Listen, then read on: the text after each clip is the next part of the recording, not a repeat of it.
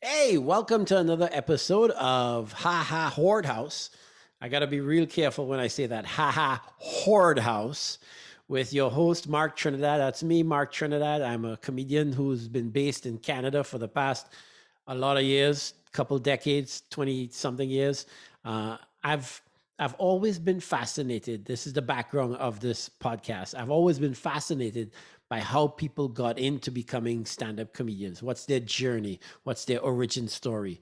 I know mine, and I understand what transpired in my life led me to this career that I've had for the past, 3 decades. So I want to know more about the comics and what happened in their life that caused them to become the stand-up comedians that you see and enjoy now touring all across the world. So on today's show is my good friend, Marc Anthony Sinogoga. Marc Anthony has his own comedy company called Funny Man Inc. that we'll talk a little bit about, and we'll talk a little bit about his journey and how he came to be in the world of stand-up comedy. And by the way, as you guys know, I like to wear a geeky jersey from my friends geekyjerseys.com that kind of relates to the guest that I have on the show. And on today's show, I chose to wear the Venkman Ghostbusters jersey. And I'm pretty sure you guys might come up with ideas why I chose that jersey, but I'll let you know. It's just because he's goofy. You'll get to know Marc Anthony Sinogoga. Let's go directly into the podcast. You'll figure it out. So thank you to my friends across at Geeky Jerseys. And thank you to Jaybird Digital Arts for the incredible artwork that they do for all of our shows.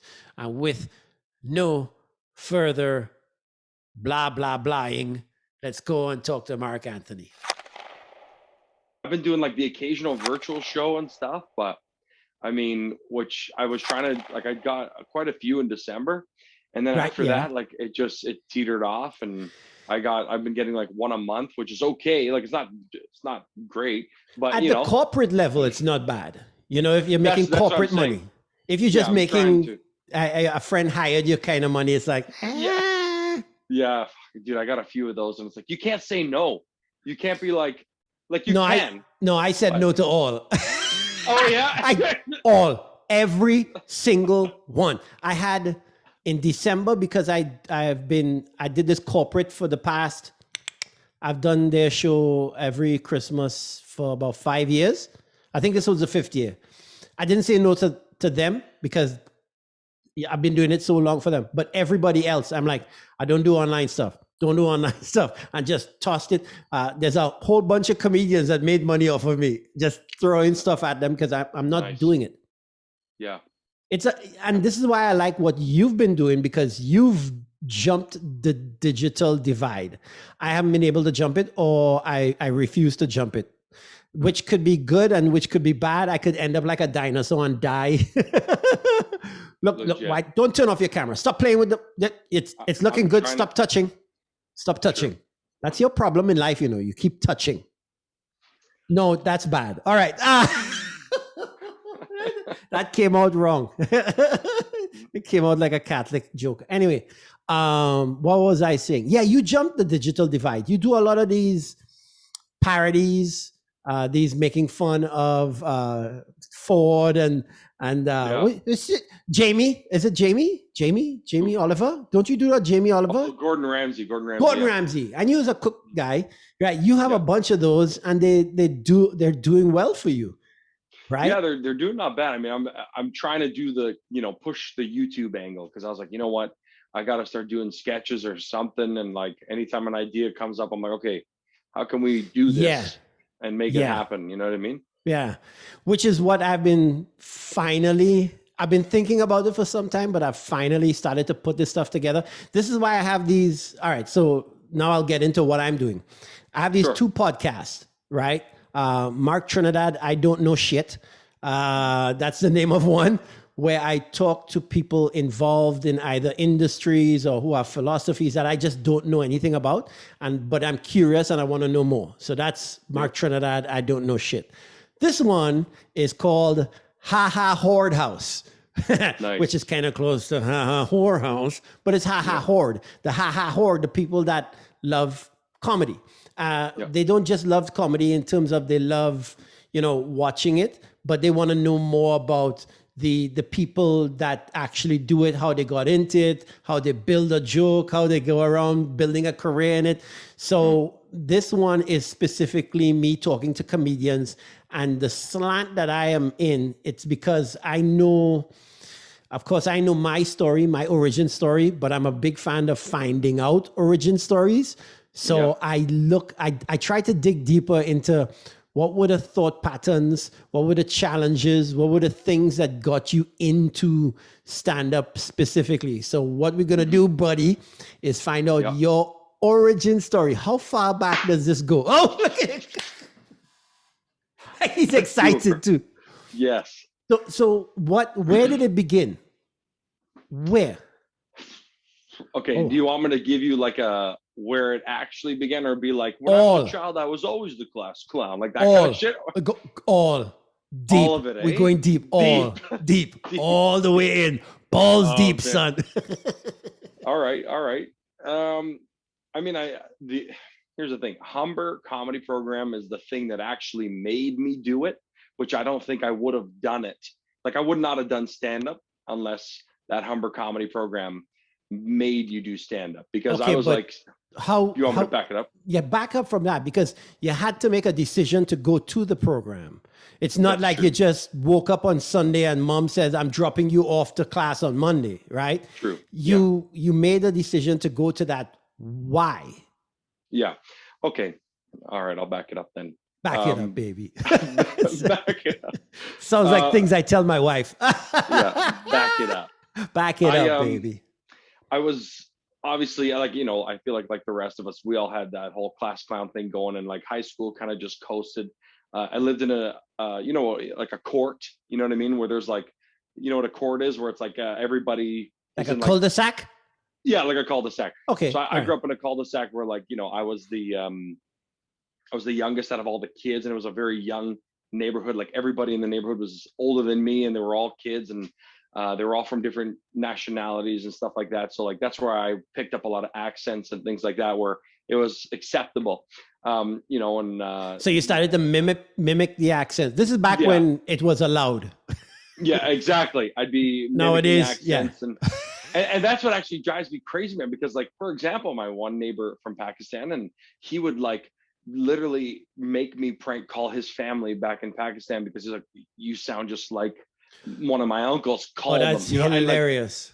Like, right. And he would make me call them, and he would teach me how to tie a turban, things like this, where I'm like, man, like, he did that with me. And so like, when I would do accents and know where it's coming from, and like actually have these strong relationship with different ethnicities, and then I go and do it on stage, and some crazy white woman goes, you're a fucking racist, I get upset, because I'm just like, I actually know these people, whatever. So going from that to being the funny kid at school, and then going to high school, and just kind of like coasting through, having my dad choose what I wanted to do, because he would be like, you know, in the summer they'd be like, hey, you got to choose your program, and I'd be like, I don't even know. And my dad would be like, I got it. And he would just tick off what I'm doing next year.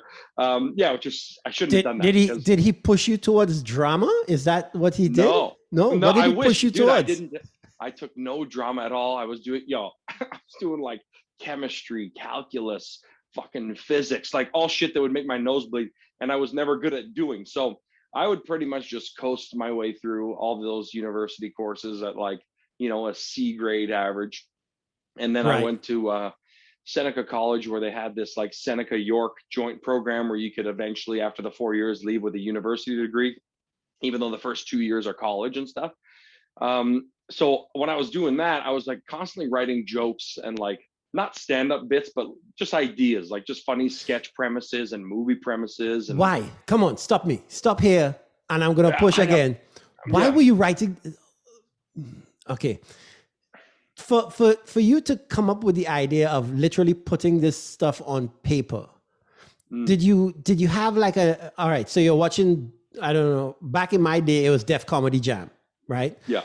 I saw Def Comedy Jam, and I literally said, this is a long time ago, sitting in my TV room back in Trinidad, I said, I'm better than those guys. I'm not better than the best, but there was a few of them on there that I looked at, and I'm like, I could do that. Right. So, but I was already, you know, kind of a class clown, right? Kind of always going to be the center of attention in my group. I was always that. For me, comedy started off probably as a defense mechanism because I was a little fat kid and I grew up where I'm the minority, right? Because I'm in Trinidad, 98% of the people in Trinidad are of color. So I was the minority. So I always had to be on the back end. I always had to be on the defensive. I couldn't run fast because I was a little fat kid. So I know where it started. It was a defense mechanism. And that's what started I want to make friends quick. So I'll say something funny or do something funny. And that broke me in. And it's when watching Def Jam that I started to say, I could write some of this stuff down. And so you started writing, but what kind of made you start to look at it and be like, let me write this down? So I don't know why I started to actually write it down. I guess like, you know, I was similar boat where like I was massive. Like when I was like 10 years old, man, I was like 300 pounds, like 5'4", like I was huge. No way, 300 pounds at 5'4". Yo, I was at 10. huge. Yeah, no way. I was huge. Dude, I had like size 14 feet at like 11 years old. Like I was just a insert giant. picture here. Yeah, exactly. It's insert shirtless photo. So like, you know, the only thing that separated me from other, let's call them losers, if you will, or other fat kids or other so many things was because I was funny, right? It's like I wasn't the fat smelly kid, I was the fat funny kid. And I was like, okay, if defense mechanism. Yeah, exactly. It's like, okay, if I'm gonna get bullied, picked on, or outcasted or whatever, if I'm funny, then maybe I won't be. So I think it's kind of like what Eminem did in 8 Mile, where he picked on all his stuff on himself so that it took away the weapons from the guy that had to come after him. That's kind of what that defense mechanism was for me when I was a kid. If I could, you know, say shit about me, you know, about my mom and all that kind of stuff before the guy who was coming after me, everything just goes and goes away. Yeah, exactly. No, I that's sort of where it was. And I was always doing, like I said, from when I was really young, like, you know, impersonating people and like doing things like that, like doing funny stuff, dressing up, running around, just being crazy, or getting kicked out of class from saying something back to the teacher, whatever. So at Seneca, I don't know why, but like my buddies were like, man, we should try to do something like start filming stupid videos or like, you know, start trying to build this to life or whatever. And at that time when I was at Seneca, I was always trying to see what was like, you know, how those Northern Canadian guys made, like how Jim Carrey broke through and how Mike Myers broke through and stuff like that. Yeah. And a lot of it was either SNL or SCTV and like somehow through that sketch. Through sketch. Yeah. Yeah. And then so you got basically enthused from In Living Color. Yeah. And the SNL alum. I got it. Okay. Yeah, SNL, SCTV. Yeah. I mean, I grew up legit on because I remember BET was one of the only channels that I had. So I was watching fucking Comic View till like 3-4 in the morning, where like Arnez J was the host and stuff, and like would love that. Yeah, Arnez J was a little later, but like, and I remember him being like the funniest guy ever. And then when I got into stand up, I'm like, why is this guy not everywhere? I used to think he was great, and I mean, his Netflix special came out like a couple of years ago. Not that great, but still, it's nostalgic for me, right? So I started just like, okay, let me write these ideas or these scenes or whatever, the funny dialogue, sentences, like anything I thought was funny. I'm like, I'm just gonna start putting it on paper, you know? Yeah. And then I kind of came to a halt with my dad where I was like, okay, listen, after the first year of Seneca, I was like, I'm not feeling this at all. Like I'm gonna go to Second City, and I'm gonna go because Mike Myers went that route and it seems attainable, whereas Jim Carrey's route seemed a little like, you know, flash of fucking luck in there a little bit. So I was like, let me go to Second City and see what happens. And he was like, unless you're going somewhere where you're going to get a degree out of this, like you're going to get a degree somehow. That's what has to happen. So right, because they're traditional parents that thought that if you don't have paperwork or letters after your name, it's not validated. It's not real. It's a waste of time, basically. Yeah. Right. Yeah. And you need like the fallback, if you will. So he's like, in case that shit doesn't work, at least you're left with something that you can go to the trades with, whatever. So dude, as a parent, I understand the fallback thing, but I also understand, because I've been around a long time and I've read a lot of books. I understand people who say plan A and plan B is always stick with plan A, right? Where they're like full tilt and Yeah, no fallback. Yeah, Yeah. I get both philosophies. Yeah. And that's sort of where I was headed with it. And I was like, that same day, it was funny because me and my dad had that big argument. And then a buddy of mine was going to OCAT at the time. And he was like, I took the subway home, and dude, there was this thing for like a Humber comedy writing and performance. He's like, that's sort of like, you know, what your dad's saying and what you're saying combined. Just give it a shot. I was like, yeah, exactly. And it was like, it kind of hit me like on the head a little bit. I was like, okay. So I auditioned for it. And then then I had to write my first stand up, right? They make you audition with stand up and like sketch, all these things. And that I ended up getting in, and that was that. And I was just like, okay, so fuck Second City. I never ended up going there. And I just went right to Humber that following year. I dropped out of Seneca and went to Humber. How long was that Humber course for? The Humber course is 2 years. And then I did another like postgraduate thing of like comic script writing and stuff. I wanted to get a little bit better at like the film writing and stuff. Right. And did another 1 year program after that. And that was it. From old school, it's hard to think of myself as old school because I'm such a kid at mine, but old school heads like us, there was just never anything like that. So and I've told enough of the young comics, I'm so jealous of what you guys have with the internet and, you know, a bar every 200 meters. There's a bar doing comedy shows. There's just so many. When I first came to Canada, after making the decision, right, there was Yuck Yucks, Second City, and they were at the Fire Hall. This is years ago, and that was basically it. There was like nothing else. It was like 2 spots. Wow. Nothing. There's nothing. What year did you come to Canada? 96, 97. Nice. Yeah. So there was like nothing going on. Yeah. And if you didn't get in with Yuck Yucks, you ain't gonna have no career. Forget you. Right? They were the powerhouse, and they were very, and still are to this day, very totalitarian in their approach. For sure. Right. Yeah. But you know, so I'm jealous. You got to get paperwork behind your name, and you know the screenwrite.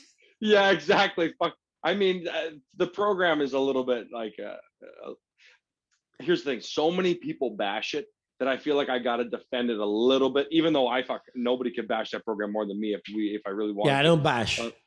I see the value in what you had, where you know, for a certain amount of time, all you did was think comedy. You know, whether it be sketch, whether it be, you know, screenwriting, you thought comedy for that 8 hours, 4 hours, 2 hours, whatever it was. And I'm, of course, like I said, I'm jealous of it, and you got it, and I can't slam it. I don't know if I'm one of those people that believe that you can't teach comedy. Mm-hmm. So I can't slam it. Yeah. So there's certain, like I've had that debate so many times, like if you can teach it or not. And I'm like, the good thing about Humber, because so many people after the first year just left, and I was like, well, I'm going to see this through. I'm going to do the full 2 years, whatever. And I was like, it does such a good job of exposure, right? Like it gives you the opportunity to go into, okay, this semester, you're going to try radio, you're going to try writing, you're going to try stand-up, you're going to, like, they make you try all possible outlets of comedy, podcasting, radio, you name it. So like, it's a buffet of comedy. Exactly. So it's like, and then from there you go pancake comedy. Yeah. Meatloaf. Meatloaf. Yeah. Jambalaya of comedy. So, you know, they pretty much just give you the opportunity to try everything. And then in your second year, they go, okay, we'll start putting more eggs into certain baskets, but still stay well-rounded. Right. Invest more time in the ones that you think more aligns with your idea of what you want to do. Stand-up, sketch, screenwriting, etc., etc. And that's why going back. Oh man, it was great. Like I said, I would have never done stand-up if I didn't go there. Like I had no intention of doing stand-up at all. And like I was fucking sweating my ass off until like even like that the first time I did stand-up, like I was losing my mind. They make you perform at Yuck Yucks. You know, everyone invites family and friends. It's almost like a mock crowd, if you will. Which is the worst thing you can do. But they wanted butts and seats and people eating fries and wings and stuff. I get it. But it's the worst thing you could do when you're developing, to have friends and family look at you and be like, oh, he sucks. Oh, but the good part was like everybody else who wasn't part of your group was like almost like a real audience. They were like, okay, until my kid comes up, let's actually see if this kid's any good, right? So yeah. And dude, when I got off stage and I was like, finally, I found what I feel like I'm good at. Like the first set went really well. I don't even remember what I was saying when I was up there. Unfortunately, I have it on tape, but I know, right? Yeah. Yeah, let's pull it up. Yeah. Burn that shit, son. Burn it. Burn that shit. Yeah. No, yeah. Well, this is a sidebar story, but my wife found this when I first started. We had those little digital Hi8 and those little view cams. So I used to record my sets with that.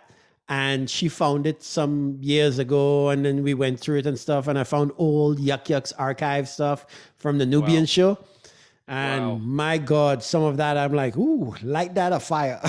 I don't want to see that no more. Just your stuff, or like you filmed like the whole show? Like, was there other comics? We get a little deep, but there was some stuff about a particular joke that I had that got lifted, right? Oh, perfect. Yeah, I love that. Yeah, I love that. After 20 years to see that and then be like, oh, I have video proof. Anyway, so that's another story for another time. Let's just move on from that. So were your parents supportive of you doing this thing and pushing it towards, what did your dad, because I get the impression that it was your dad that really wanted the paperwork and stuff like that. So what was the kind of feedback when you started to, push a little more into doing it, on a more professional basis? What was, did you get pushback? Were they supportive? Oh, yeah. Yeah. I mean, to this day, it's like my immediate family to this day don't. Like now they're like, okay, they understand that I'm all eggs in one basket, plan B and C or plan A. Right. But like extended family now is still kind of like, hey man, it's been 10 years. Like, don't you think we should hang it up? You know what I mean? Like, and I'm like, man, it's like I'm at 10 years. Now it's time to fucking really hone it to the next level. You know what I mean? Like now I figured it out a little bit, even though you never figure it out, but still. Here I am. This is why I smile and I laugh at it, because I'm like 30 years deep, right? Yeah. 30 something years deep. And my mom still asks me about getting a job. 30 something years deep. Mortgage, kids, right? Yeah. Left my country to still ask, you gonna get a job? Man. Yeah.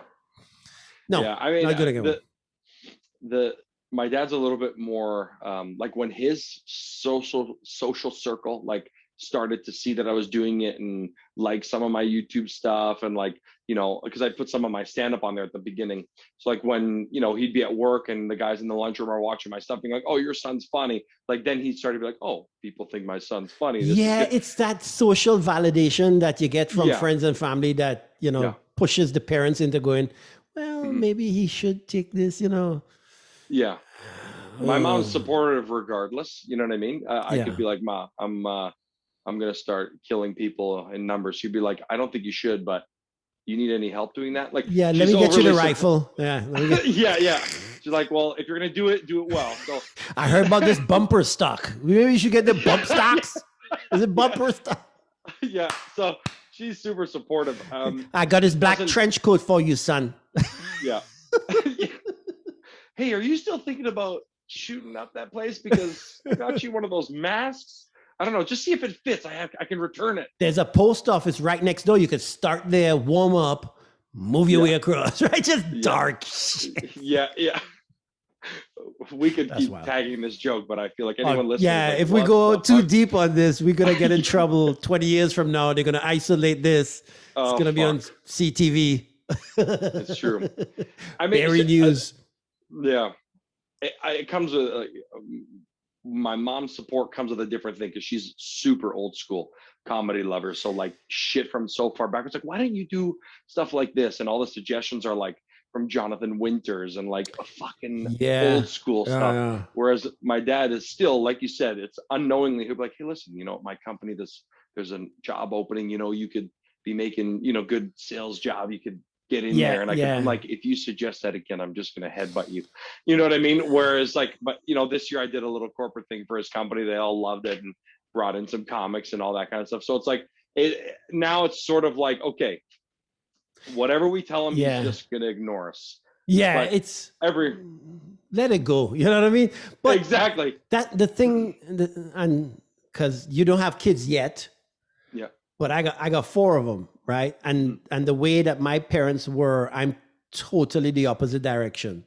Like I've made jokes about it, but it truly is my philosophy in that whatever my kids want to do, I'm in.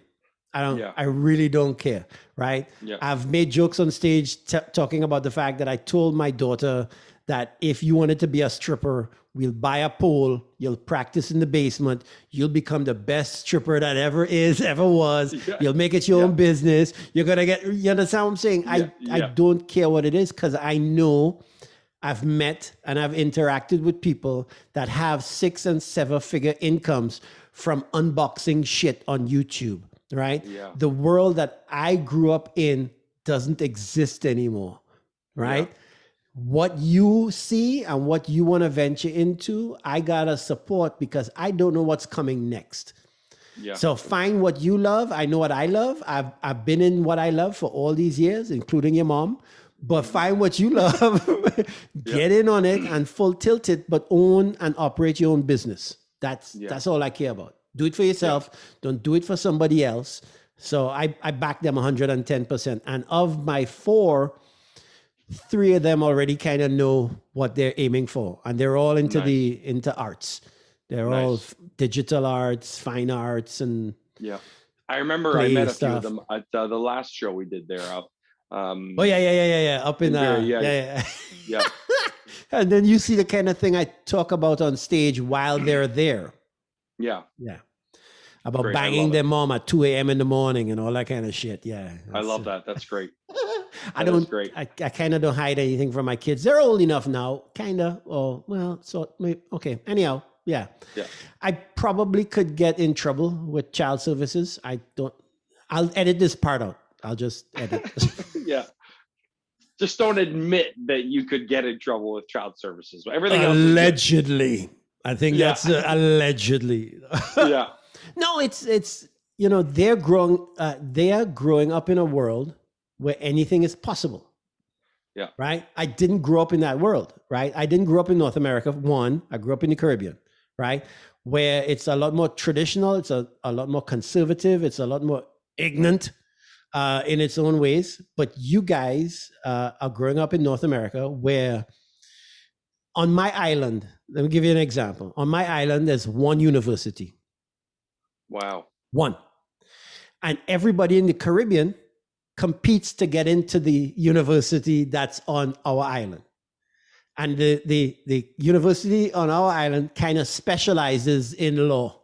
So here you have everybody, right? You're not just competing with the 1.3 million people on your island, right? Mm-hmm. You're competing with every other island, and that university is specialized anyway. So here I come to North America, you have, not secondary, was universities every other block downtown Toronto. Yeah. The options are unbelievable. We had one gymnastics coach. Wow. One. Fucking one, right? You have so much opportunity up here. It's like going into a grocery and seeing, 17,000 different types of beans, right? You have so many choices that you could, dig into. I had, that's the beans. So where's the beans? That's it. The black ones there with a little black eye in it. That's the beans. You got no other choices. That's it. Yeah. For me to tell them no would be so ignorant of myself. You know what I mean? Yeah. I can't hold them back. I just say, all right, cool, let's find it and gaslight this bitch. Right? Just throw gas on it, yo. Yeah.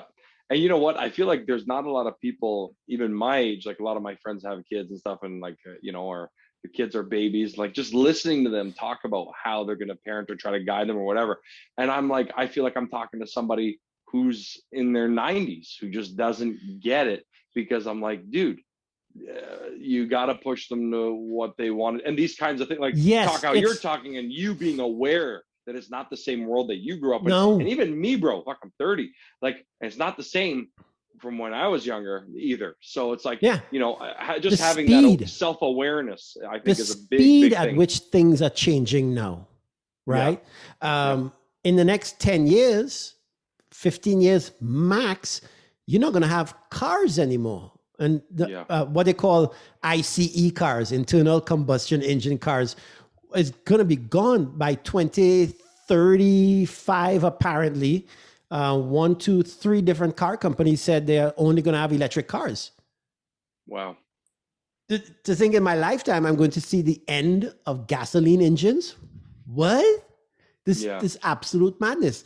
The world is changing so quickly. That's why you gotta look at your kids, in my belief level, and basically be like, whatever, I support you, right? Get in and get it done. And then how selfish would it be that I'm trying to push what I believe in onto my kids? I don't try to push. I try to say, you find your own course. I've plotted my own, and you're an independent person. I try to raise you with independent thinking.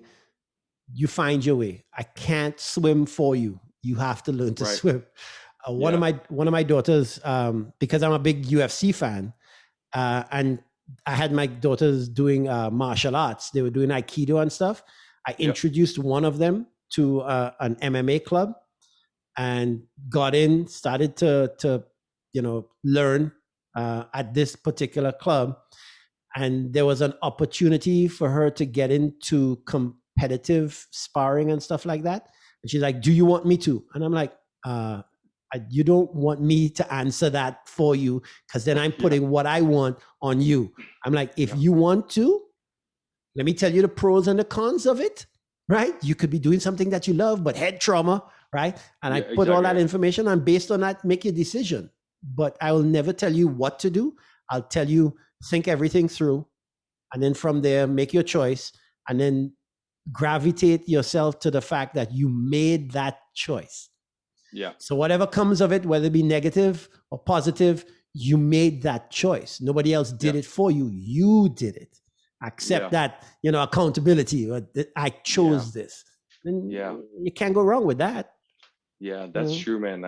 Did she end up going through with it? No, she sparred with a girl that was going up for the national team, and she got one shin to her head. That's all it takes. That's all it takes is a fucking shin. Dude, I have it on tape. Oh, dude, that's funny. It's like, I'm a horrible parent. Married, you're like, if we could all listen just to me. look to the. She sparred with a girl. Calpat to the, okay, you know what calpat is. Okay, she got a clock to the head, right? Ding! Got a bell rung.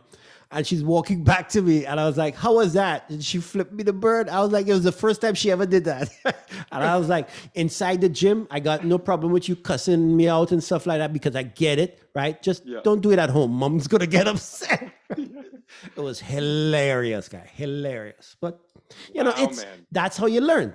I don't. You got to make mistakes. And that's why I'm pulling it back.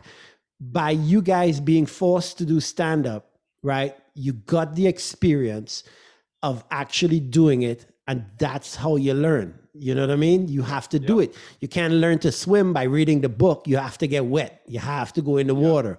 And that's why I love the program that you guys went through, because you got to touch on everything and experience it in some minute. You never can tell. It's a spark that creates a fire, right? So you got at least you got the spark. So, okay, when did you flip the switch and say, all right, I'm going to start? Because there are comics that want to be comics. And then there are comics that have the philosophy of, no, I'm going to produce. Did you decide, was it a business decision and saying that I want to take control of my own finances, or was it something that came from Humber in that they taught you to, or was it that, you saw what happened with SNL and you're like, I'd rather be the guy behind the scenes? And, what was it that caused you to start Funny Man Inc., See, I pointed there because in the background there, Funny Man Inc. Yes. I mean, I honestly, it was more of like a, it's funny. I'll rope this back, but my dad, I remember asking him, I'm like, okay, if there's one thing you could tell young people to do when you die to be successful, what would it be? He's like he thought for like hours, and he goes, start your own business. I was like, okay. So that's the only thing he ever said to do, right? And I remember once I left Humber, I was out in the scene, and I was like, well, there's just no, this isn't possible. Like, you know, I'm sure it's probably 10 times more of what it was than when you even started. But like, you know, I remember going to like the certain rooms that there were, and they're just not being, I'm like, how am I supposed to make money at this? Or how do I even get good at this quickly? Because there's just not enough spots. And like anyone who came out of Humber, it's like, fuck, there must have been 50 of us going to a show every night. And it's like, you just trying to get on. Trying to get on. Yeah. 50 open micers showing up to, I'm really blanking on that fucking name of the show, on Church Street there. Joanna Downey used to run it. Spirits. Yeah. I remember that was one where I was always like, okay, I got to get in here, because there was always a lot of recognizable people that I saw there in comics that I've seen before. And I would go to Spirits, I'd go to Yucks, and I would just like, there's no way. Like I remember it was like 2-3 weeks of like, I'm never getting on. Like I was just never getting on. Yeah. Right? And then they don't get to whatever. And I'm like, okay, it's been almost a full year, I'm not getting on. And then it's like, I started to notice that unless I had a show to put you on, you didn't give a fuck if I was there. Yes. So I was like, okay, yes, if I can start doing shows where I am, because there are none, and I can use that as a bargaining chip to get onto your show. Yeah. And it's like, okay, at least I have some value to provide, and be like, hey, I'll come to my show, I'll give you $40, $80, $100, $20, but just let me be on your show. You know, let me eat it for 7 minutes, but I'm in the city and I'm eating it in front of real people. You know what I mean? Yeah. And then that's the only reason why I thought of it. And then my dad was like, okay, why don't you start a business and this whole thing? So at least you can track all of it and start learning entrepreneurship at the same time. And that's sort of what started driving. What does your dad do? He's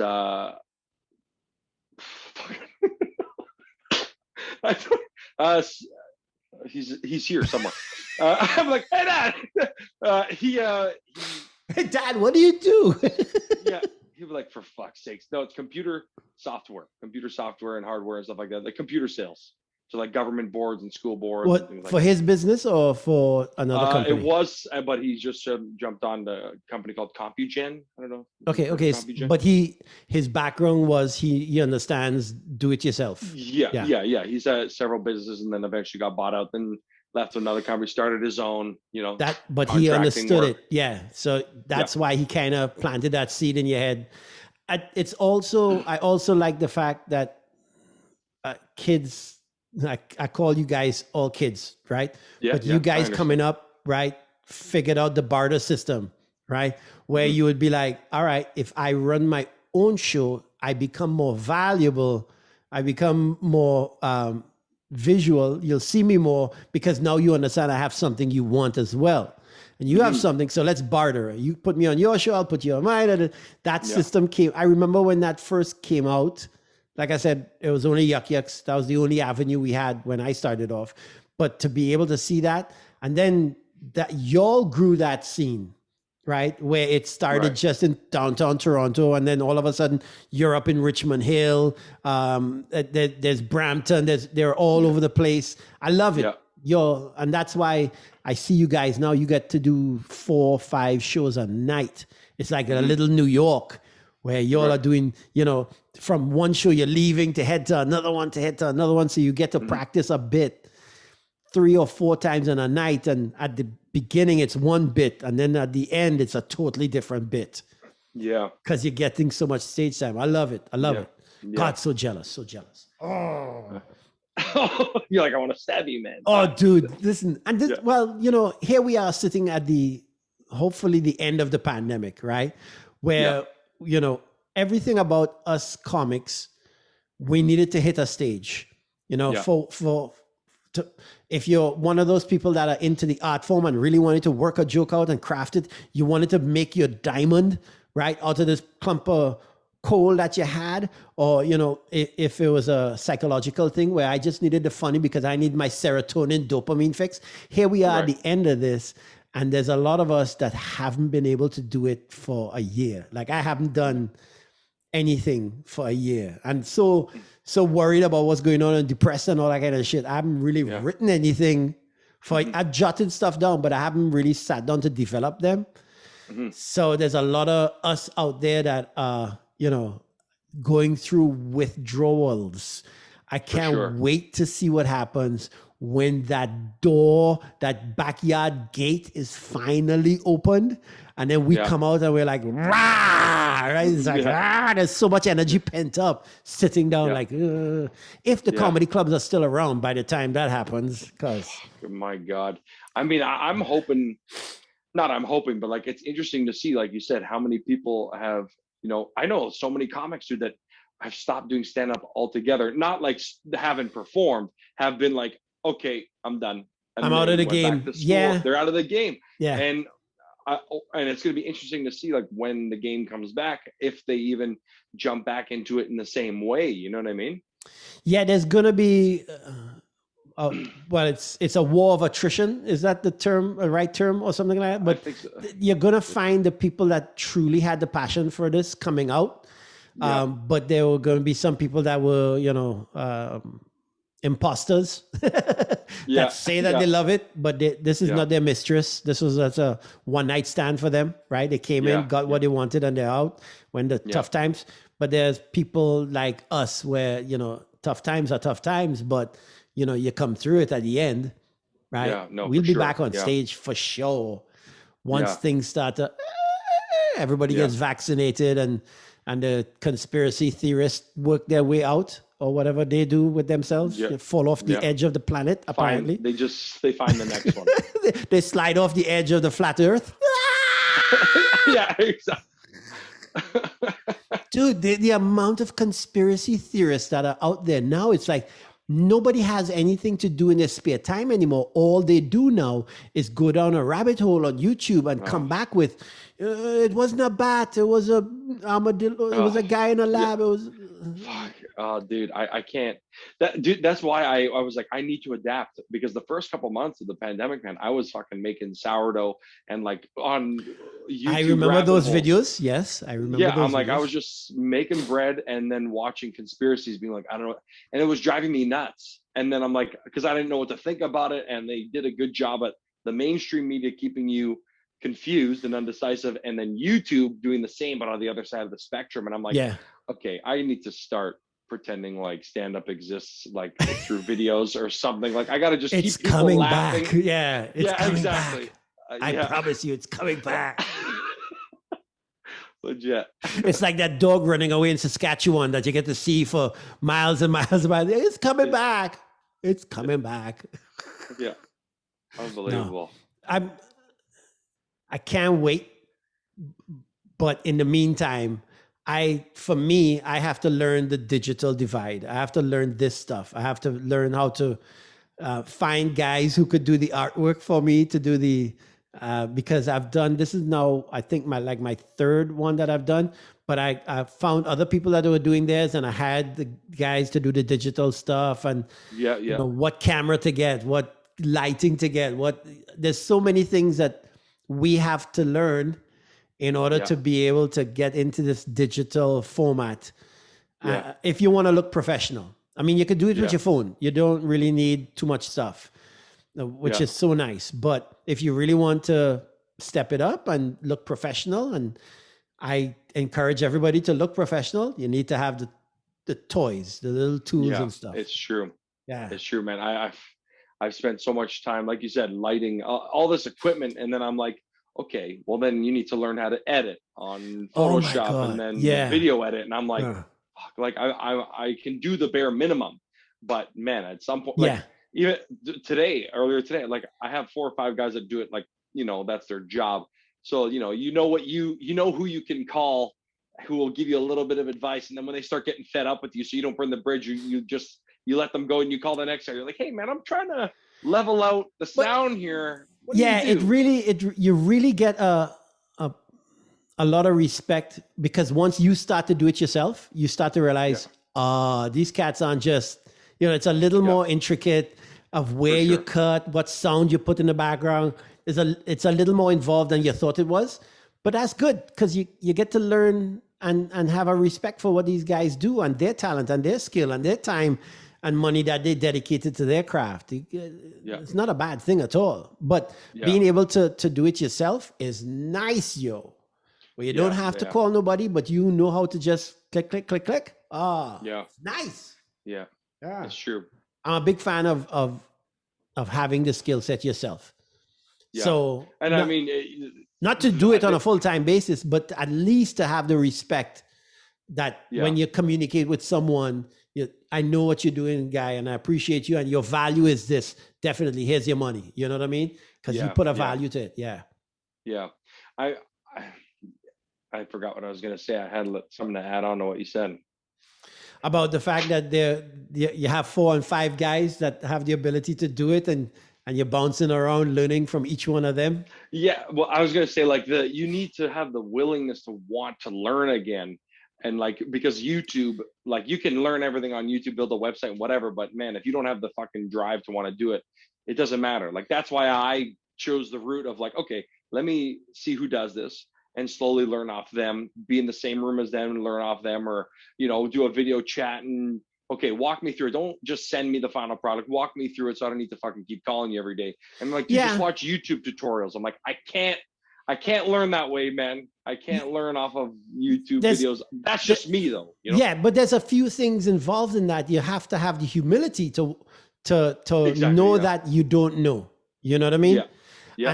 And to find out somebody who knows how to do something, and it could be any skill set, right? But to find a person that knows how to do it and, approach them in a manner of, I want to learn, have some patience with me. I don't know. Show me how, right? And hopefully I don't have to be calling you all the time for little, nagging. Yeah. But definitely I want to know how to do it so that I can continue to build my own brand and look professional and da. It's a good attribute to have. There's so many people. I find here's a challenge that I see nowadays, right? Mm-hmm. Nobody wants to say, I don't know. It's a very difficult phrase for people nowadays. I don't know. I don't know when it happened, but for some reason, everybody wants to know that I don't know if they're trying to puff up their chest. They're trying to add value I don't know if it's a competitive environment. I don't know what it is, but nobody wants to say, I don't know. And I'm a big fan of saying, and humbling yourself and saying, I don't know. Show me, teach me, help me, educate me. I think that goes to like, we live in a world of generalists where everyone used to be a specialist, you know what I mean? Whereas like, a lot of people in different generations would go, hey man, you're so lucky you live in the world where you can teach yourself how to do fucking anything. Learn, like, just, you have the world at your fingertips, you can learn and be anything. So, and there are a lot of pushing the whole, like, learn to do it yourself, right? Mm-hmm. Whereas back in the day, it's like you are a very specific thing and you're very good at that specific thing. So you're a specialist. Whereas now you have everybody under the sun who goes, oh, I know how to edit. And it's like, okay, but are you an editor? No. So, you know what I mean? Right. But there's that fine line between that next level. There's much more of a bigger gray area now, I'd say. You know what I mean? Yeah. It's like how photographers that I know would say that everybody now with these powerful iPhones and Samsungs, everybody thinks that they're a photographer now, right? Yeah, exactly. And they're like, no, you could take some good photos, don't get me wrong, with your camera phone and stuff like that. Yeah. But the stuff that they have the ability to do, you can't step up to that with just point and shoot. You can't. Yeah. You can't do that. Until you start to play around in their world and you start to realize all the toys that they have and the ISOs and the focal points. And it's like, nah, you're not there yet, yo. No. It's so bad, man. I was at Henry's the other day. You know Henry's, the camera store Of there. course. Yeah. And I was like, I had an issue because a buddy of mine gave me this camera they no longer use, and I was trying to use it for situations like this to just stream, and I just couldn't seem to figure out the settings, and like just hitting the menu on this camera, which is an 11-year-old camera, and like you can change anything. Yeah. And it's like to learn and understand the back end of that. It's like I say this all the time to my buddies. It's like someone bought my nonna an iPad. And it's like, buddy, you just fucking bypassed 30 years of the internet, bro. Whereas like I started on Windows 94, we built our way up to now, where it's like you're dumping her into right now, where it's like gestures and retina scanners and thumbprints. It's like, bro, she has headaches and like, calls me screaming and has to take pills and take a nap after I teach her how to write an email. You know what I mean? It's like, that's where it's at with them, Dude, I know exactly what you're talking about, because the podcast I did prior was with Leonard Chan. Oh, nice. And it took us 15 minutes for me to be able to realize how to start Zoom. And I swear to God, he harassed me afterwards. He's like, how do you go through a pandemic? He's like, a year and a bit later, and you still don't know how to do Zoom. I'm like, I've been unemployed. You're like, man, I'm just chilling. I've been growing a beard, Yeah. I was trying to look like, I look like the guy from Idomo, right? I got some teak furniture for you, right? I'm not the guy, right? I'm learning, but I'm not that guy. Some people were able to just, they're in and they're bouncing around, and I'm like, no. I as I was telling him, is that because I've been so specialized in the field of stand-up comedy, right? Yeah.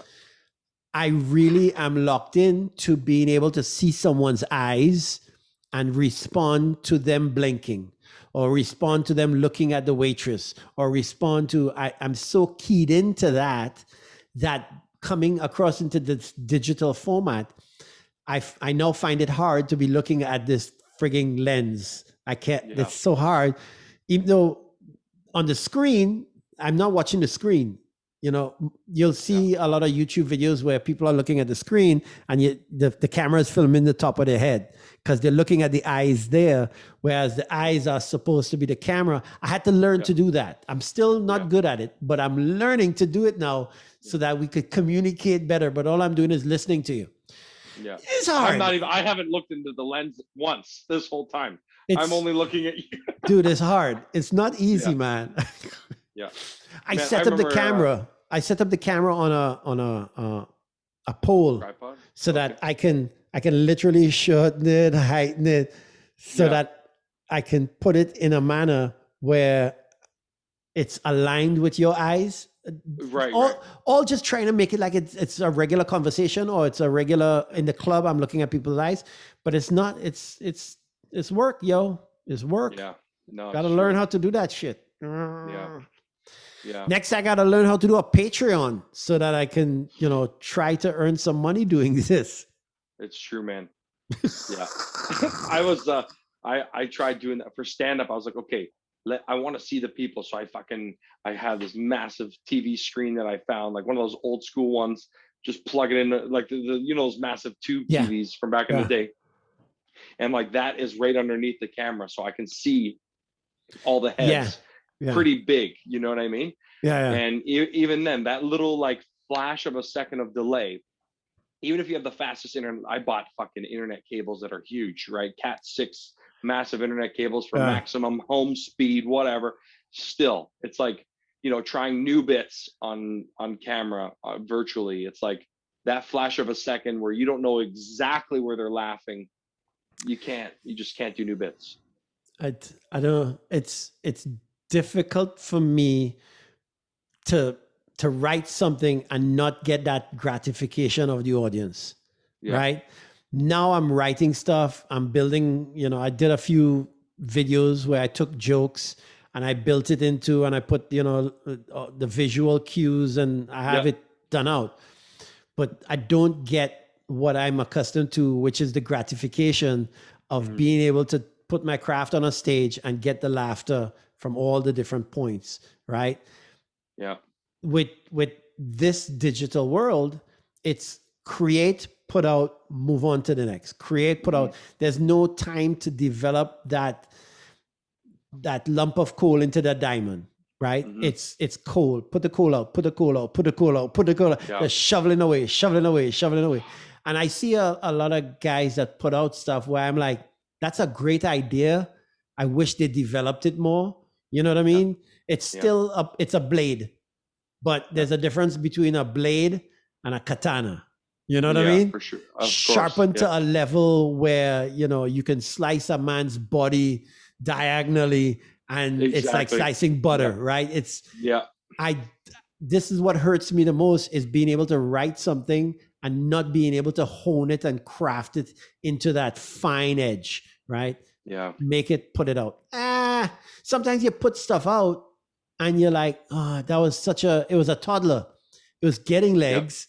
And I haven't really raised it into, you know, puberty, into adulthood, and seen the man develop. You know what I mean? It's like, that's for me, old school heads. You know, some people will be able to put out stuff.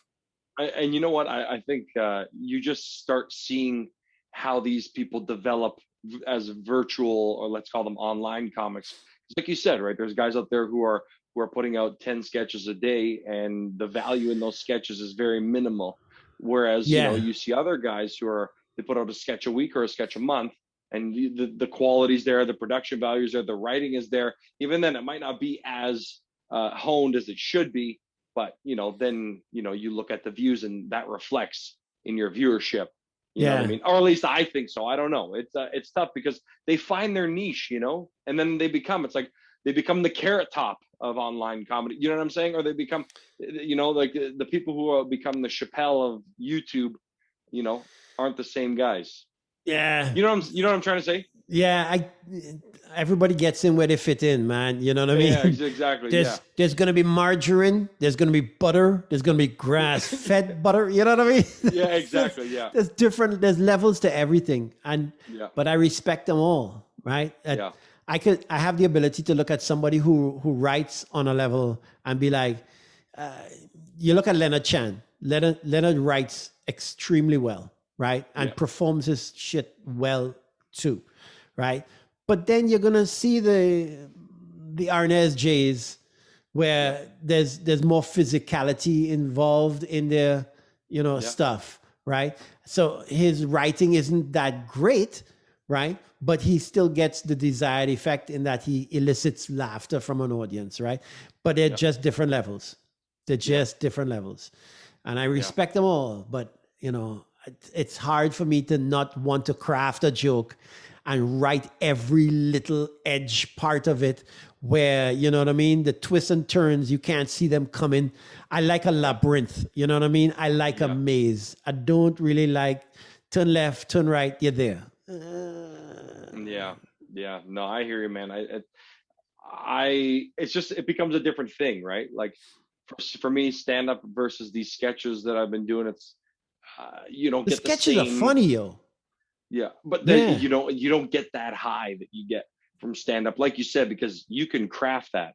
I can't go and try the sketch out on some people, see where they laughed and didn't laugh, and then adjust it, right? Whereas stand up, we can do this year process of seeing, you know, and then all of a sudden you've got that molded, like you said, closer to the diamond, and then your big show, and you crush it, and you're like, this is why I'm here. You know what I mean? This is this home version. I like that. I mean, that's everybody likes what they like.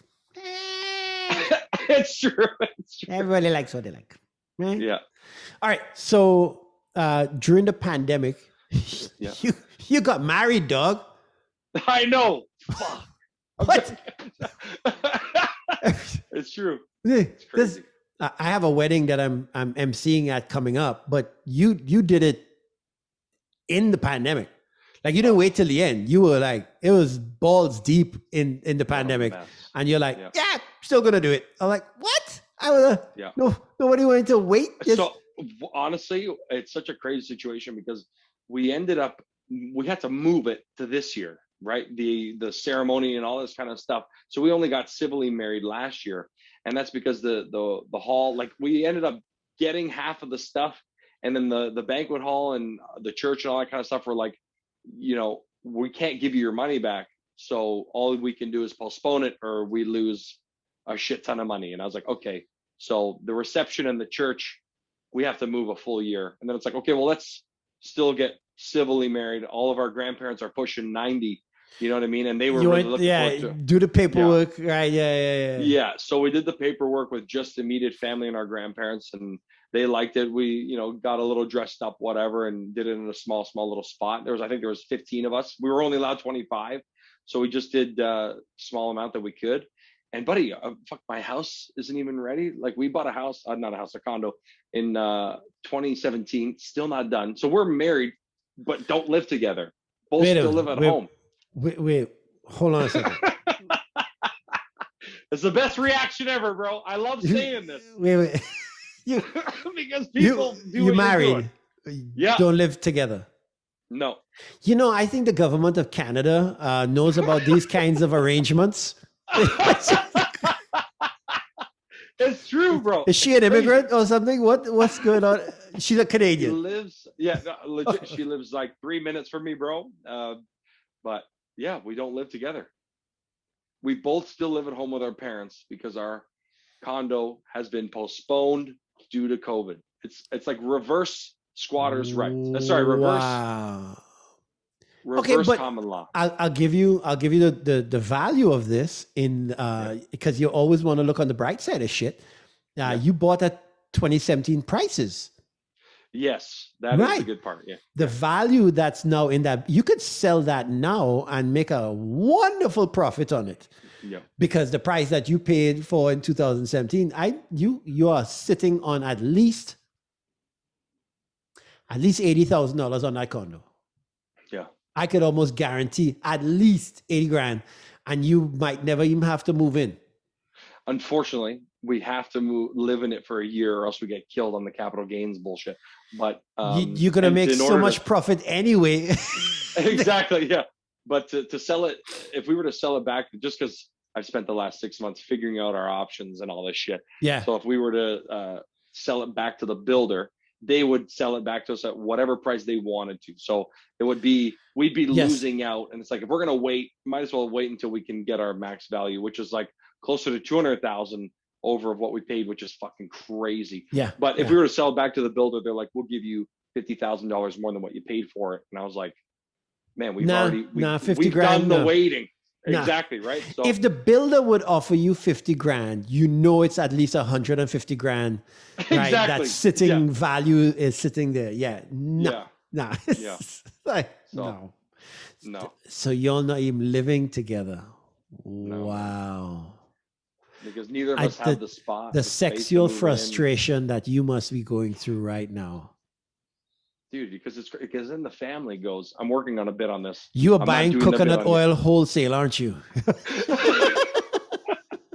Dude, it's messed up because the families are like, hey, when are you guys gonna start having kids? But hey, keep the door open up there. It's like, what the fuck? I'm in this, right? It's like I'm in this weird situation. Yeah. There's some comic gold inside there. Eh? There is, man. I'm trying to find it. I'm trying to chisel it away. I'm looking for a word for reverse common law, whatever that would be, because that's essentially what we're in. And I don't have because in Italy they do this, it's like squatters' rights, where it's like you live in the house, and then whoever, like, for example, if you own the house and we're not related, but I move in with you and you die and I live there long enough, it just becomes mine, because it's squatters' rights. It's like whoever's been living there the longest. It's not necessarily. I don't know if it's squatters' rights as the right term there. It's not, no, yeah. What is it in they call it when someone dies and your parents die? You're talking about capital gains? No, talking about common law. No. Do you remember we were talking about capital gains? The capital gains on selling. Yeah. There's something there that I remember. There's a legal term about the taxes that you have to pay. What's the death tax or something like that? There's some term inside there. I have to look it up. But there's some value in that. Yeah, I could see. Yeah. who was it? Greg? No, not Greg. Jeff. Jeff Faulkner had this wicked joke that he was doing on his wife and himself with it, and divorce and stuff. There's a wicked bit inside there. Yeah, so exploit that. Don't leave that alone. And now that you put it in my head, now I'm gonna be going to bed tonight and be like, what is the term? It's gonna stick in my head. I'm trying to figure it out. That's one of the bits anyways I've been trying to write, like coming out of COVID is like, yeah, my we ADHD is gonna lock in on that. It's gonna be annoying. No, hey man. At 2 a.m. I'm gonna send you a message. I love that. That'd be great. Saving, and then I'll be able to try it on nobody. Still, I'll write it down. Oh, it's so sad. But that's all right. It'll come. We'll get there. Right? Yeah. It's coming back. True. We'll get there. I can't believe, dude. No. Okay, so here I am living up in Barrie, with me, my wife, and my 4 kids, and my mother-in-law. That's another story right there.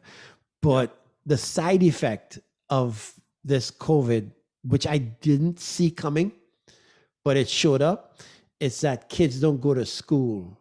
They homeschool. So they're home all the time. And my sex life has taken a hit, yo. Yeah. You gotta just cut out the way you said hit there. That's its own clip. My sex life has taken a hit, bro. For sure. Them not happy with their motives. I'm learning all the Toronto. Yeah. I'm trying to learn all the Toronto speak and stuff like that. But yo, man's fam. It's tough, yo. I can only imagine, brother. I'm in the same boat. It's gotta be scheduled when someone's going to get groceries, another person's getting a walk, and another. It's not right. Especially in the winter, man. The winter was the worst because it was like, all right, you're gonna go shovel the driveway. Sick. I got 45 minutes. You know what I mean, dude? I am the quietest. I am, buddy. I'm telling you, I could be jerking off right now from under here, and you wouldn't even see. You wouldn't even know. I'd be like, I would just blink a little longer, and you'd be like, "You're right." It's like I become stealth. I gotta put up some better pictures in the background, or do you have another tab opened up? Is that? I got some good pictures to put in the background. I got. Buddy, I don't need pictures anymore, man. I'm elevated. I'm all up here. That's another thing that you guys had that I didn't have. Porn in your friggin' pocket. Yeah. I had to roll up magazines and hide them on the mattresses, and you guys, your parents pay for your porn. That's hilarious. Do you think my parents would have ever paid for my porn growing up as a kid? This is you have unlimited downloads and 4K resolution and shit. That's amazing. Buddy, you got to try the virtual reality ones, man. Oh, dude, I got the Oculus. Oh, have you done porn on that thing? Nope. No. It's a shared Oculus. Yo, you can't do that, son. You have to try it. No, my Oculus porn is playing a game called Population 1 and sniping guys from 2 miles away, just taking headshots. Ka-tow! Because I have to take out my frustration somewhere, so it's just killing people online.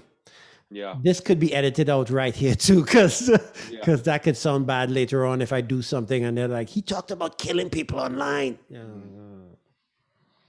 What games you playing? Honestly, I don't really play much. I only play FIFA, and that's pretty much it. But you sound like you're Italian. Yeah, all you do is FIFA, huh?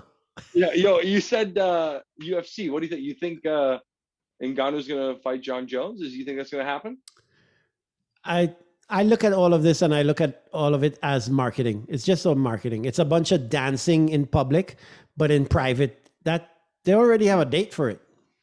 For real. It's a lot of dancing, but I don't know. Smoke and mirrors, man. Everything to me is the show. There's a show. I think Ariel Hawani calls it the rub. Is that in wrestling? What do they call it? The rubber match. No, they call it the rub. Where there's a term that they have for it's not really what you think it is. Oh, like a soap opera. Yeah, it's smoke and mirrors, man. Yeah.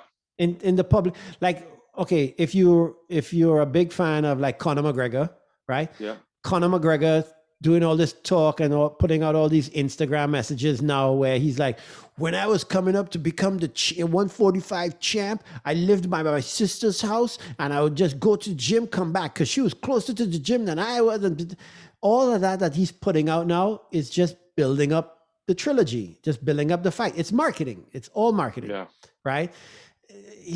They're saying something in front of the camera. They're saying something in social media and in the background. Yeah, come on, man. Whatever. Yeah. Yeah. I like the fights. I like to see because growing up, I gotta go back to my past again. Growing up, I was involved in martial arts as a kid, and the battle that was back then was whose art form is better. Is Aikido better than karate? Is karate better than Taekwondo? Because they kick better. It was always which art form was the better one. And if you look back at all the old ones, the Shaolin guys would always say, your club or your dojo was different to mine. And it was always that infighting, right? To live to an age where I saw the birth of the UFC, where we got those questions answered, right? Where art forms are dropping off and there's no longer art forms, right? Where everything now is and they talk about this at the UFC, kids are starting off in MMA, where they learn everything. All of it. Right? And they throw out the stuff that's not necessary, right? The things that, because Joe Rogan makes fun of those old school guys that, I will hit you with my chi and I never have to punch you. And all that nonsense is being dropped off by the side. Yeah. Right. And only what works. No one's doing Wing Chun in the UFC. No, don't say that, because they have people doing Wing Chun in the UFC. It's true. Tony Ferguson does Wing Chun.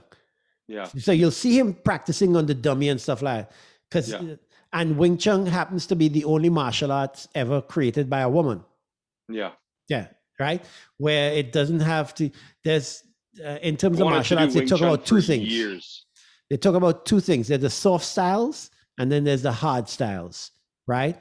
There were hard styles that were very linear, like karate, right? The punch would very linear. There's a lot of force. The stronger you are, the better that you could possibly be in that form. And then there's the soft styles, which were the ones where Aikido, for example, would take your force and use it against you, right? So you don't have to be that strong to do a soft style.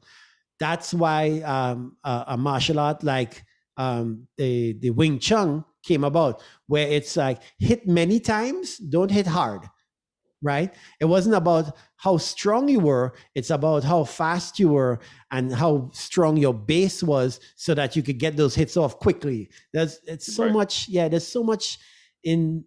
And now to, like I said, live to an age where I get to see the UFC, where guys combine everything and they fight, and it's like the wrestler, the you know what I mean? It's like, it's so good. My nipples get hard talking about this. Yeah. I should start a podcast about martial arts. Legit, I was gonna say, because I wore this one for you, eh? I wore this one for you, buddy. Ghostbusters, baby. Yeah. I figured I'm a fan of geeky jerseys, right? I wear these geeky jerseys according to the people I'm talking to. And I chose Ghostbusters for you because you're such a goof. Not because of the Pillsbury Doughboy. I'm not ignorant that. That's just wrong. You know what? That's exactly where my head went. I'm like, this fucking guy bringing me back to because you're goofy, right? And the whole show was being goofy and playful, right? And you're... This is okay. Bringing it back now to your style of comedy. There are the comedians that are the writers, the intellectual thinkers, and but there are a class That's of not me. comedians. No. There are a class of comedians that for some reason the crowd is endeared to them almost immediately. For some reason, I don't know what it is. There's a factor involved. Is it the smiling? Is it the laughing when they tell the joke? There's so many little intricate subtleties involved in it. But you have that character where for some reason people just love you quickly, and I appreciate that. you gotta respect it, right? Yeah. It's what you have. You work with what you have, right? Man. And I'm not saying that your writing is bad. I'm not saying that your performing is bad, right? Yeah. But for some reason, people just love you and go with you. I've seen it on stages. I mean, with various different clientele. So it's not just like I've seen you do an Italian crowd, and that's your people, right? And they'll give you a certain amount of leeway because you're one of us. You're part of our crew. You're part of one of our team. That's how they look at you.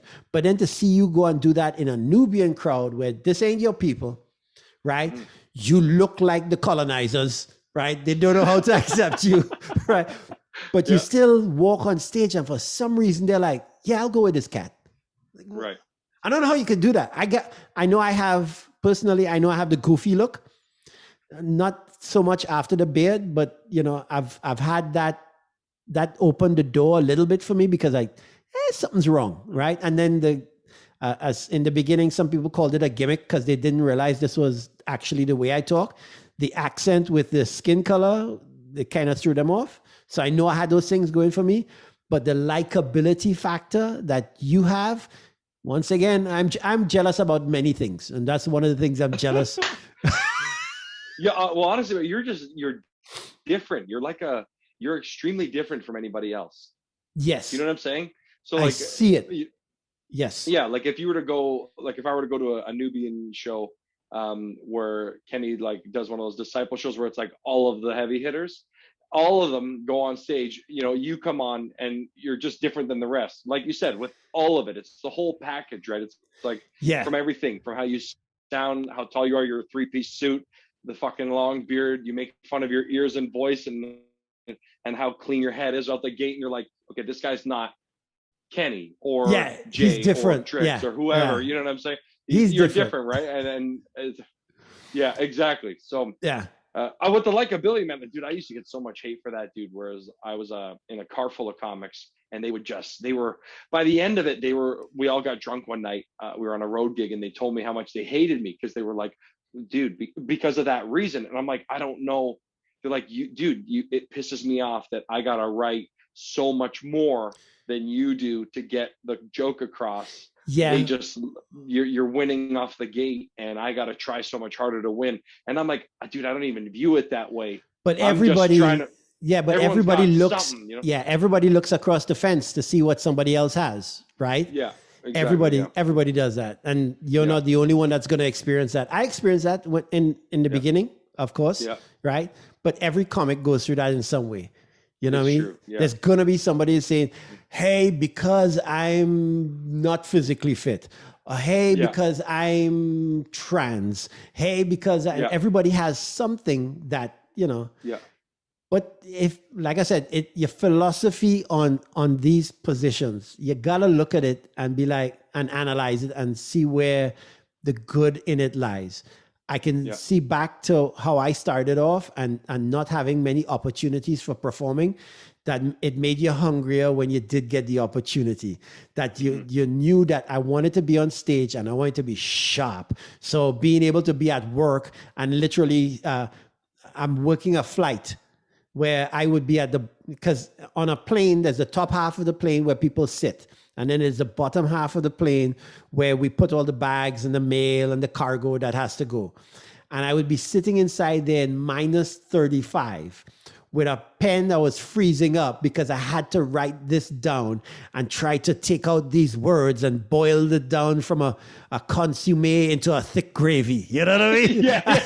I had to, too far with, just far. Forget the two. You know what I mean? Taking out these words. People don't understand what we go through to take out words so that we could get to the punchline and make them laugh faster. right? Yeah. Dude, everybody complains about something they don't have and they wish they had. True. And yeah, it's, you value everything, man. Every part of the struggle is valuable. Every mistake that you make is valuable. There's value in all of it. It's true. I can't stand when people don't realize, no. There's value, man. Everything has value. Yeah. You may not see the value, but Until there's going to be somebody that could point it out to you. For sure. There'll be too many of those fucking people. Fuck. But honestly, Leonard's one of those guys for me, man, because that guy, like you said, he can write. And for me, like you said, I'd like, oh, I'm getting laughs. The joke works, not realizing that the writing could be so much better. You always know that your performance, your speech inflections, your writing can be better. But, when you watch somebody like Leonard and you're like, oh, his showcase set is very, very calculated. It's very meticulous. Every word, you know what I mean? It's like, it's very scientific. Yes. But right, whereas for this me, is why I like to learn about their background. His background, he's an engineer.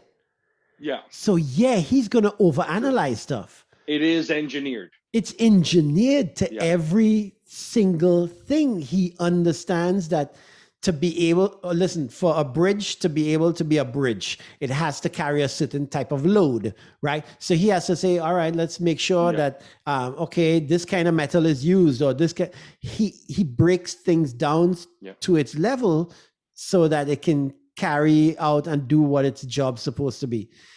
If your mind is already working like that, if he has to sit down and write a joke, his mind is already working like that, right? So this is why I like to learn the stories behind what were you before? What were the trials and tribulations you went through, right? How did you get there? You don't just get, what was the soup? What's the Italian soup that they do for weddings? There's a name for that type of soup? Consomme? Is that it? No, it's not the Italian wedding soup. The Italian wedding soup.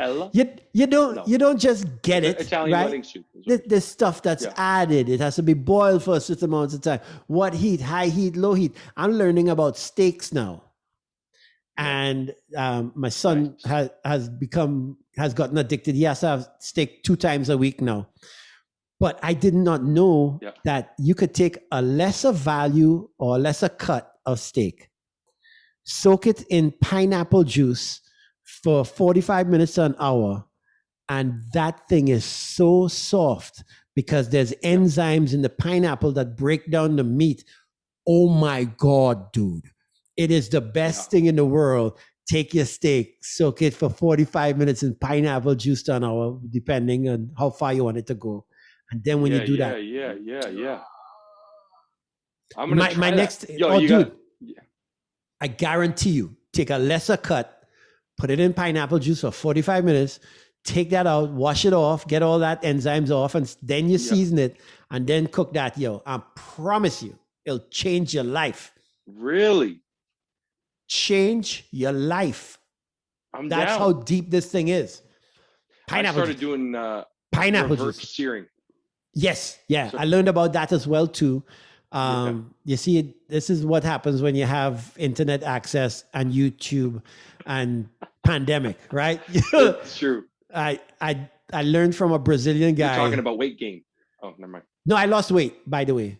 I know everybody else put on weight. I lost weight during the pandemic. Unreal.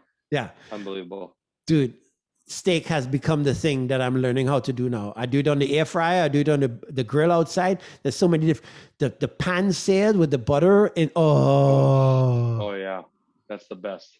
I went through a craze of just buying cast iron pans. I must have bought 50 of them. The next thing I want to learn is a sous vide, or you put it in the water and you boil it. I want to learn that next, but I shouldn't get you started on food, huh? No, I'm holding back. I don't know if you can tell. I'm like, how much does he want me to start talking about food here? I don't know. But that's another. You look, okay. So you also have a food diary type podcast that you were doing.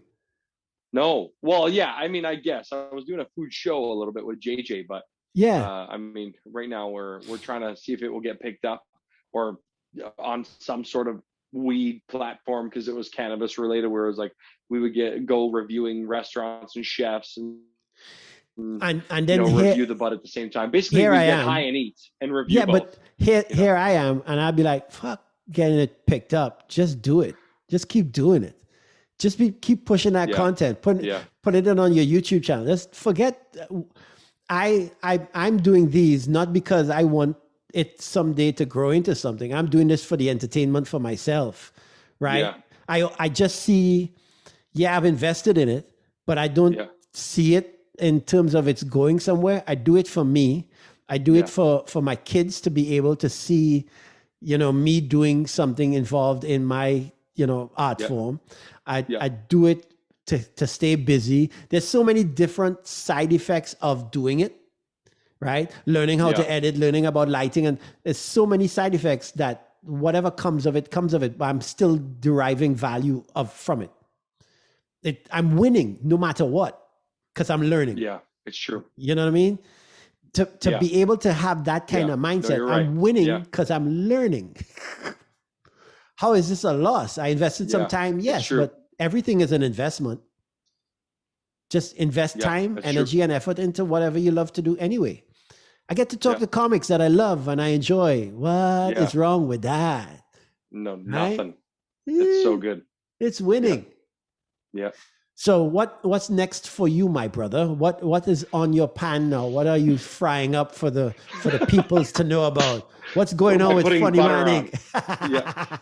Put butter on it. Ron Jossel, put butter on it. But he kills me.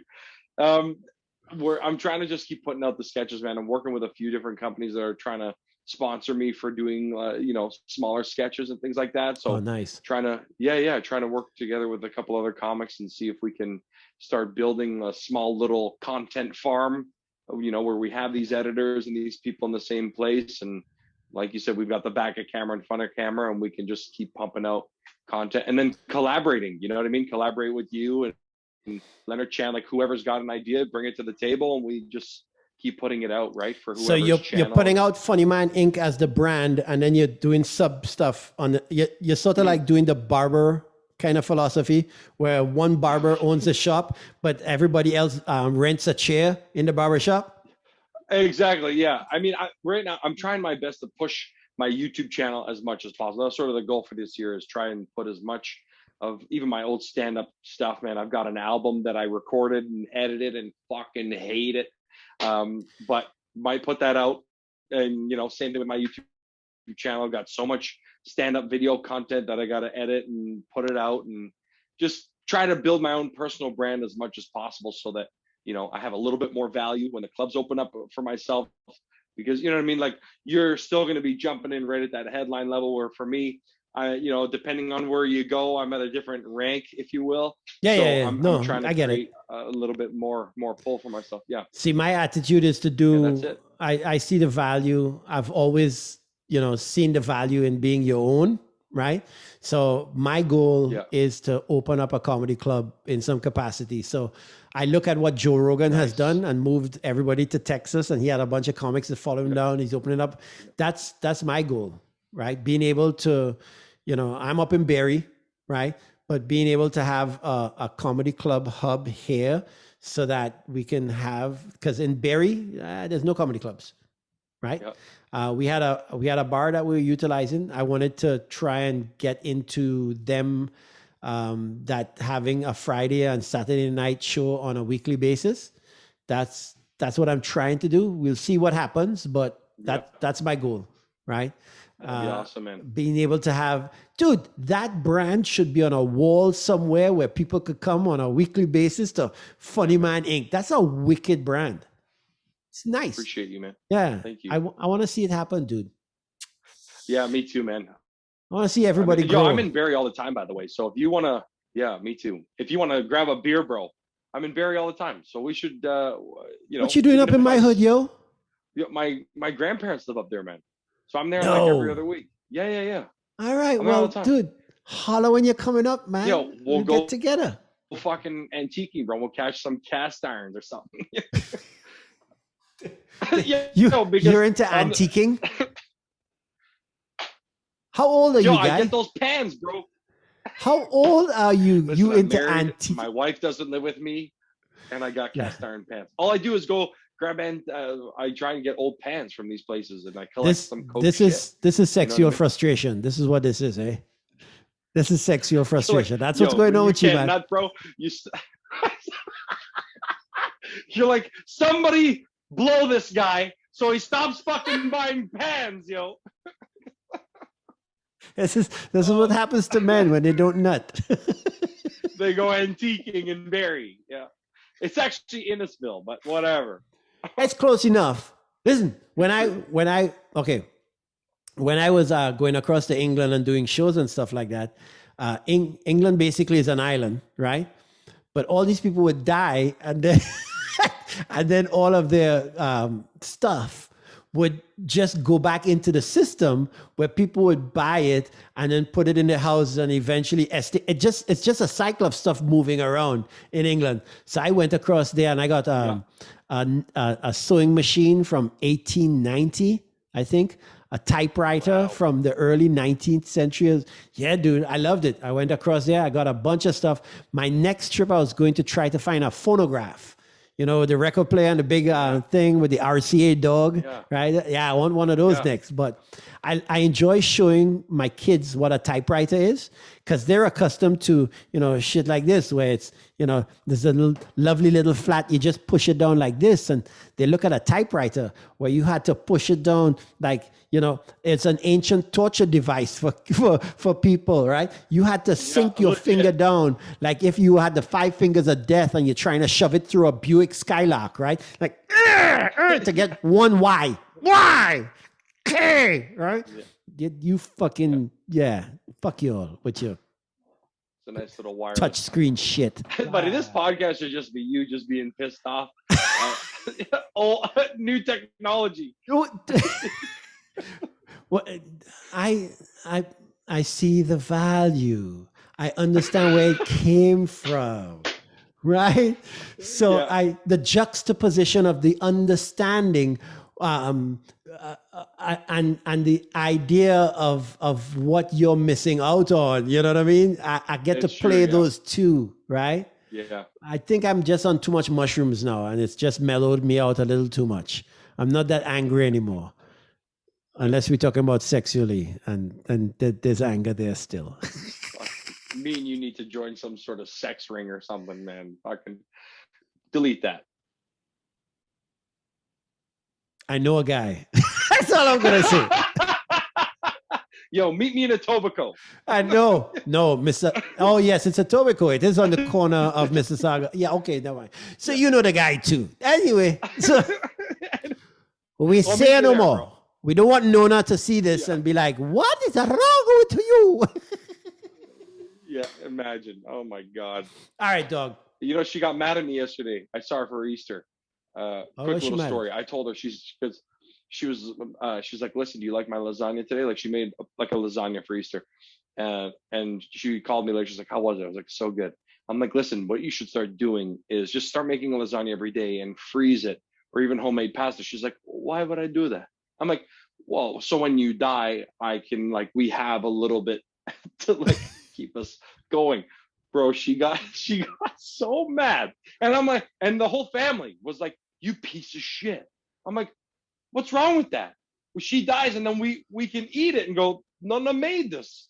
You know what I mean? It's like we have a reserve of the lasagna but the challenge but no.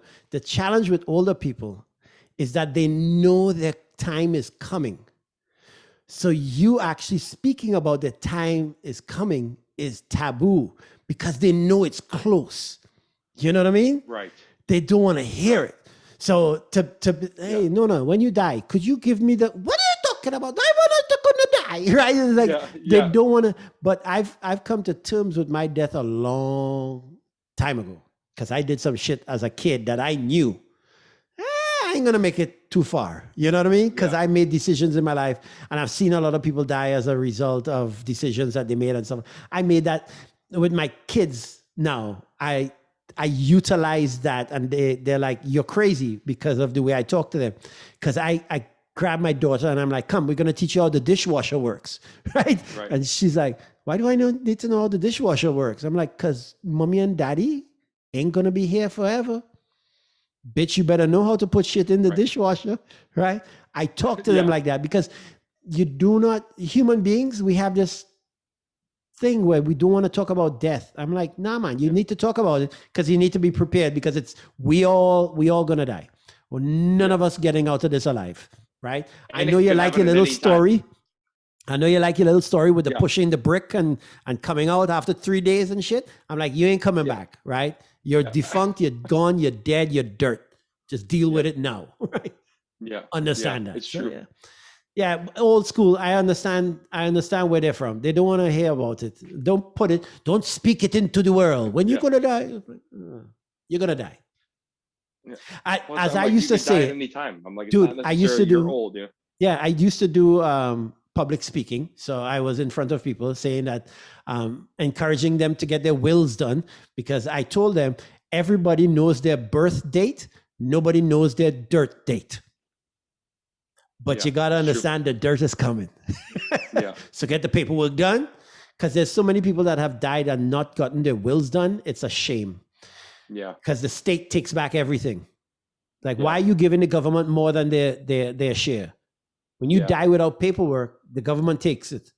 And then they figure out afterwards where we'll put it, right? Right. Write down that shit. Get that shit done. Yeah. And now as a married man, you should get that done too.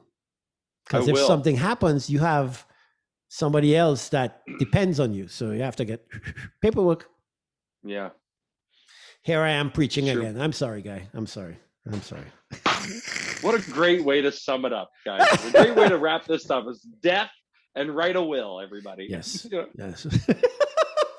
That's so stupid. Anyhow, we're going to do it again at some point, man. I'm sure I'm going to follow up with you to find out how you enjoyed that pineapple 45 minutes soaking the steak. Yeah. I see a video coming. I see a video coming. I'll tag you if I make a fucking video. If you're cool, I'll be like, Marc Trinidad told me to do this. I see that video. Like I said, I see that video coming. All right. I appreciate you. Thank you very much for doing this for me and with me, my friend. I look forward to seeing you in the future. Where can people find you so that I could slam it onto the bottom of the video and stuff like that? Tell them where to find you. On every social media platform at Not Marc Anthony or on YouTube, Marc Anthony TV. And that's it, man. Thanks for having me, bro. This was great. Thank you, my brother. Peace. I'll see you soon, bro. I'll see you, yes, see you in the green room one day. Later, buddy. Cheers, bro. Later.